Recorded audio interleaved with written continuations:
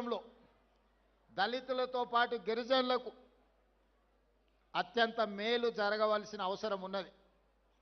ప్రభుత్వం రచించే ప్రణాళికలలో అది సంక్షేమం కావచ్చు, అభివృద్ధి కార్యక్రమాలు కావచ్చు, రాష్ట్ర ప్రభుత్వంలో భాగస్వామ్యం కావచ్చు, ఈ వర్గాలకు సముచితమైన స్థానాన్ని కల్పించడమే కాకుండా సముచితమైన గౌరవాన్ని వాళ్ళకి ఇవ్వవలసిన బాధ్యత ఏర్పడిన ప్రభుత్వాలకు ఉంది అని చెప్పి నేను స్పష్టంగా భావిస్తున్నా.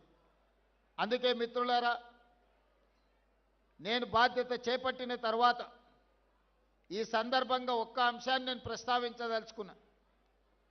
2006 సంవత్సరంలో మొట్టమొదటిసారి జిల్లా పరిషత్ ప్రాదేశిక మెంబర్గా మిడ్జిల్ మండలంలో నేను స్వతంత్ర అభ్యర్థిగా ఎన్నికల బరిలో దిగిన. మిడ్జిల్ మండలంలో అత్యధిక తండాలు ఉన్నాయి, గిరిజన జనాభా ఉంది. ఆనాడు డాక్టర్ వైఎస్ రాజశేఖర రెడ్డి గారి హవా జరుగుతున్నప్పుడు కూడా తండాలలో ఉండే యువకులు ఆ రోజు అండగా నిలబడి ప్రతి తండాకు నన్ను తీసుకెళ్లి పరిచయం చేసి మిడ్జిల్ మండలంలో మొట్టమొదటిసారి రాజకీయంగా జడ్పీటీసీగా నన్ను గెలిపించిన దాంట్లో గిరిజన సోదరులు, ముఖ్యంగా లంబాడ యువమిత్రులు అత్యంత క్రియాశీలక పాత్ర పోషించింది.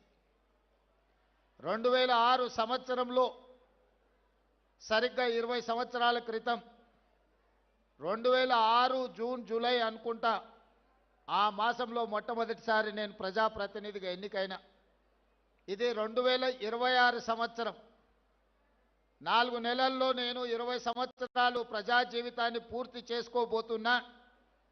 ఈ 20 సంవత్సరాల రాజకీయ ప్రస్థానంలో జడ్పీటీసీగా కావచ్చు, శాసన మండలి సభ్యుడిగా కావచ్చు, 2 సార్లు శాసనసభ్యుడిగా కావచ్చు, ఒకసారి పార్లమెంట్ సభ్యుడిగా కావచ్చు, కాంగ్రెస్ పార్టీ అధ్యక్షుడిగా, ఈనాడు తెలంగాణ రాష్ట్ర ముఖ్యమంత్రిగా ఈ 20 సంవత్సరాల సుదీర్ఘమైన రాజకీయ ప్రయాణంలో ప్రతి సందర్భంలో లంబాడ సోదరులు నాకు అండగా నిలబడ్డరు.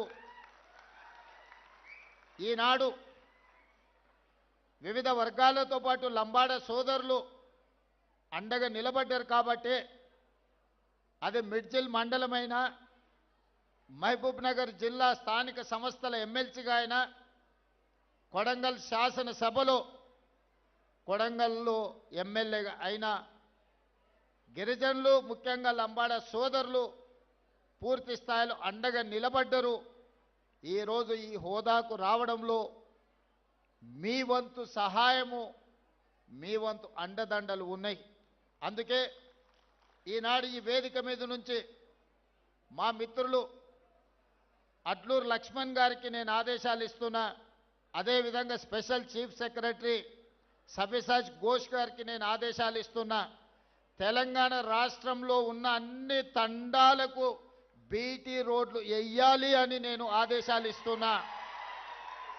ఈనాడు మా లంబాడ యువకులు చైతన్యంతో వివిధ జిల్లాలు, వివిధ రాష్ట్రాలకు వెళ్ళి వ్యాపారాల రూపంలో ఆర్థికంగా ఎదిగినరు. తండాలో ఉన్నవాళ్ళు సైకిల్ మోటార్లు కొనుక్కున్నారు, బయటకు వచ్చిన వాళ్ళు కార్లు కొనుక్కున్నారు. సొంత ఊరికి వెళ్ళాలి అని అంటే వాళ్ళ తండాకి వెళ్ళాలి, ఆ తండాలకు వెళ్ళలేని పరిస్థితి. వాళ్ళు బయట ఎంత గొప్పగా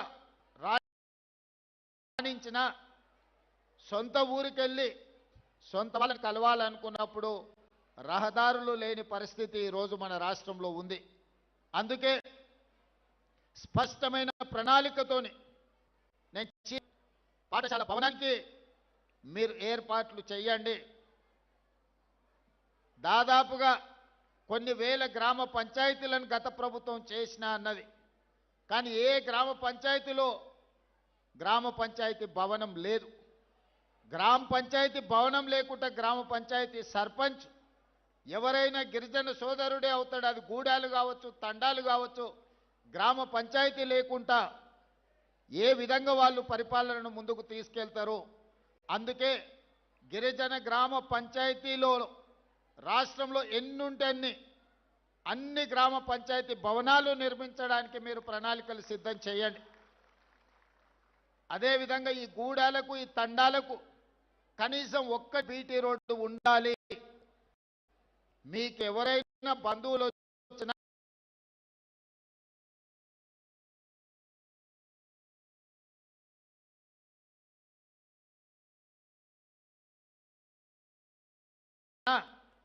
మీ పిల్లలకి ఎవరైనా పిల్లని ఇవ్వాల్సి వస్తే పిల్లగాని చూడడానికి రావాలంటే ఊరికి రావడానికి దారి లేకపోతే పిల్లలు ఎవరిస్తారా మీకు? అందుకే ఖచ్చితంగా ప్రతి తండాకు రోడ్డు వేసే ప్రణాళికను ఈరోజు తీసుకోవాలి అని చెప్పి మా ట్రైబల్ సెక్రటరీ గారికి ఆదేశాలు ఇస్తున్నా. ఇదే కాదు, తాగడానికి మంచినీళ్ళు, అవసరమైన నీళ్ళ ట్యాంకులు, మిషన్ భగీరథ మీద వేల పర్యటన చేసినప్పుడు చాలా తండాలకు గూడాలకు తాగునీరు ఈరోజు రావడం లేదు.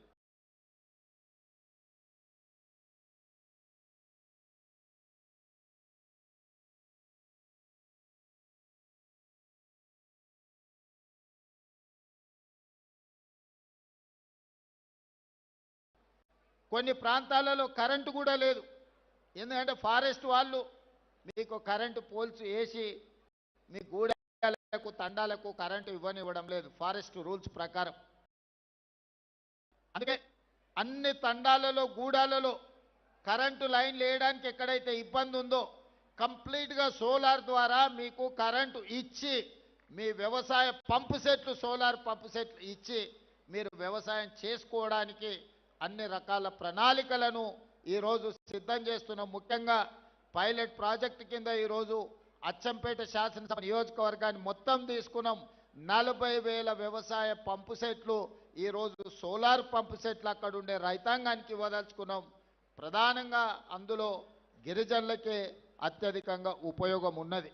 అందుకే ఈనాడు మీ సంక్షేమం కోసం, మీ అభివృద్ధి కోసం, మీ భవిష్యత్ ప్రణాళికల కోసం ఈ రాష్ట్ర ప్రభుత్వం పనిచేస్తున్నది. ఇదే కాదు, ఈరోజు మీరు ఆలోచన చెయ్యండి. ఆనాడు తెలంగాణ రాష్ట్రం వచ్చిన తర్వాత 10 సంవత్సరాలు పేదలకు రేషన్ కార్డు ఇవ్వడానికి కూడా ఆ ప్రభుత్వానికి చేతులు రాలే. కానీ నేను బాధ్యత చేపట్టిన తర్వాత పేదవాడి గుర్తింపు, పేదవాడి గౌరవం, పేదవాడి సంక్షేమమే రేషన్ కార్డు. ఆ గుర్తింపు, గౌరవం, సంక్షేమం ఇవ్వాల్సింది ప్రాథమిక బాధ్యత రాష్ట్ర ప్రభుత్వానిదే. అందుకే లక్షలాది రేషన్ కార్డులు పేదవాళ్లకు అందించిన చరిత్ర, అందులో ముఖ్యంగా లంబాడ సోదరులకే అత్యధికంగా ఈరోజు రేషన్ కార్డులు అందుకునే విధంగా ప్రణాళికలు సిద్ధం చేసి వాళ్ళకి ఇచ్చినాం. రేషన్ కార్డు ఇచ్చి వదిలేయలే. ఇంతకుముందు మా బలరాం నాయక్ గారు చెప్పినట్టు ఆనాడు దొడ్డు బియ్యం ఇచ్చేది. దొడ్డు బియ్యం ఇస్తే మా లంబాడ సోదరులు తీసుకెళ్ళి బర్లకు దాన పెట్టేది. ఎన్నడూ వాళ్ళు తిన్న సందర్భమే లేదు. లేకపోతే రేషన్ షాపోడే బయట నుంచి బయటనే అమ్ముకునేటోడు. అందుకే ఈ విధంగా మాఫియాగా మారి మిల్లర్లు, దళారులు దోసుకుంటున్నారు.